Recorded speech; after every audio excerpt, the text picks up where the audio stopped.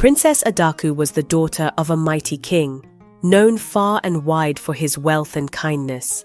The kingdom flourished under his rule, and the people loved him deeply. But despite all the riches, glory, and peace in the land, Princess Adaku carried a sorrow too deep for words. For many years, she had tried to have a child, but her womb remained barren.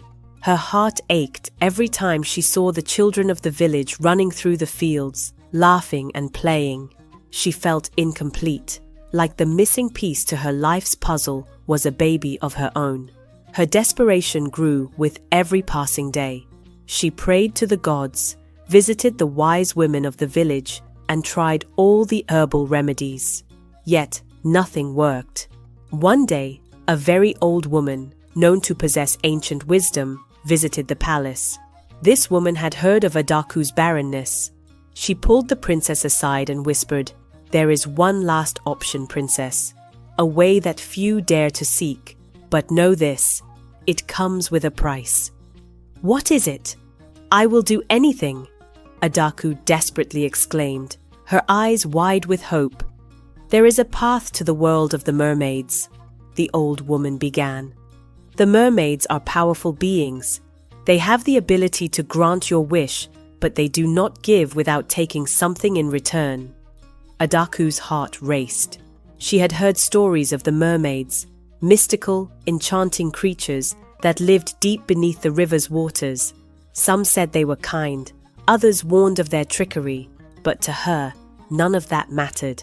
All she wanted was a child to call her mummy. Ignoring the old woman's warnings, she demanded to know the way to the mermaid world. The old woman gave her instructions. "Go to the sacred river at the edge of the kingdom at midnight, when the moon is full. Stand by the water and call their names. But remember, princess, the mermaids are not to be trusted." That night, Adaku set out alone, covered in a dark cloak to avoid being seen. The path was long, winding through thick forests and past wide fields. The full moon lit her way until she finally reached the sacred river. Its waters sparkled under the moonlight, and the air felt heavy with magic. Standing at the river's edge, she called out to the mermaids in a shaky voice, "Oh, great spirits of the water, I seek your help. Please hear my plea." The river was still for a moment, but then the water began to ripple. Slowly, from beneath the surface, figures emerged. Beautiful women with long flowing hair and shimmering scales instead of legs. They glided gracefully toward Adaku, their eyes gleaming like diamonds. "What is it you desire, princess of the land?" one of them asked in a voice that sounded like the wind blowing through reeds. "I want a child," she said, her voice trembling. "I have tried everything, but I cannot conceive. Please, grant me a child." The mermaids smiled, but there was something eerie about their expressions, something unsettling in their glowing eyes. "We can grant you your wish," the lead mermaid said, "but you must understand, every gift comes with a price. Are you willing to pay for it?" Adaku didn't hesitate. "Yes, anything. I will do anything." The mermaids circled her, their voices rising in song, weaving magic into the air. "Very well, princess. In 9 moons, you will hold a boy child in your arms. But remember, a gift from the mermaids is never what it seems." Adaku returned to the palace, her heart filled with hope. As promised, after 9 moons, she gave birth to a baby boy. He was beautiful, with large dark eyes that sparkled like the stars and a small tuft of hair as soft as silk. The princess was overjoyed, cradling him in her arms as tears of happiness streamed down her face. But as the days passed, strange things began to happen. The baby did not cry like other babies, nor did he laugh. His eyes seemed to glow in the dark, and sometimes Adaku could swear she saw tiny scales on his skin. Still, her love for him was boundless, and she ignored the warnings in her heart. As the baby grew, the villagers began to notice something odd. Children in the village started to fall sick. At first, it was 1 or 2, but soon, Every newborn baby in the village became ill. No matter what the healers did, the babies would waste away, their cries turning into weak whimpers before they eventually passed on. The villagers grew suspicious. They whispered about curses, about the strange child born to Princess Adaku. Mothers clutched their babies tightly whenever they saw the boy, and fathers spoke in hushed tones about the strange happenings in the village. One night, a mother who had lost her child swore she saw Adaku's son sneaking into her home, his eyes glowing in the dark. The next morning, she found her baby lifeless in its crib, with no sign of how it had died. The village was now gripped with fear. The whispers grew louder, and soon, people were demanding answers from the king. They wanted to know what was happening, why their children were dying. Adaku, hearing these rumors, refused to believe them. She told herself her son was innocent. He was her miracle, the child she had begged the mermaids for. But deep down, her heart had a growing fear. Then, one fateful night, Adaku's worst fears came to life. She awoke to strange sounds coming from her baby's room. Rushing inside, she saw her son, now a toddler, crouched over the crib of a newborn servant's child. His tiny hands were stained with blood, and his eyes glowed with an unnatural light. Horrified, Adaku screamed, pulling him away. But it was too late. The baby in the crib was lifeless. At that moment, the truth struck her like lightning. Her child was not a gift. He was a curse.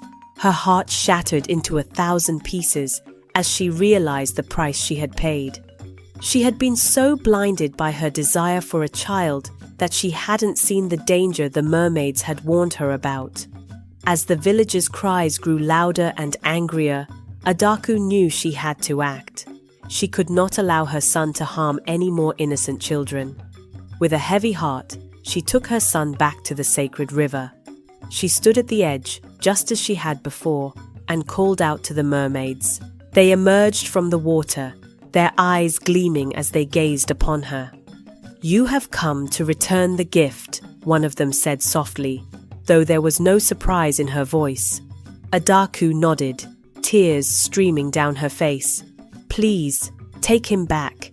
I cannot let him continue to bring death to the village. I beg of you, take him." The mermaids smiled again, their cold, eerie smiles. "It is not that simple, princess. We gave you what you asked for. You cannot simply return him like unwanted trash. The child belongs to you now. He is of the land and the water." "But he's killing the other children. You didn't tell me this would happen," Adaku cried, her voice breaking. "We warned you," the lead mermaid said calmly. "Every gift comes with a price. You chose to pay for yours." Desperate, Adaku fell to her knees, clutching her son to her chest. "Then tell me how to stop him. How can I save my people?"